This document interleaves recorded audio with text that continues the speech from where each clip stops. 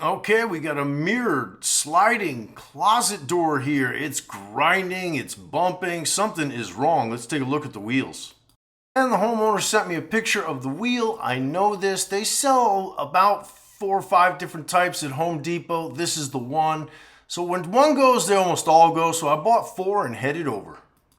As I suspected, this thing looked like it was from the 70s and it was really creaky and not smooth. So we're going to just lift this door up, pull it out, and look at the wheels.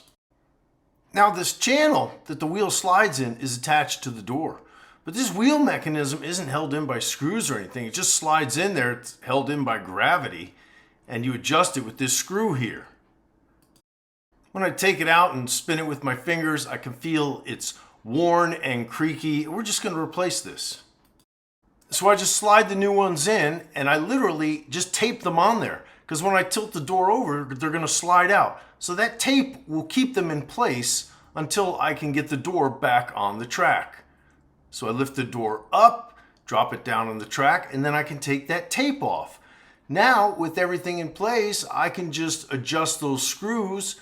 As I turn the screw clockwise, that will raise the door. And I just adjust those screws till I have them at the right height.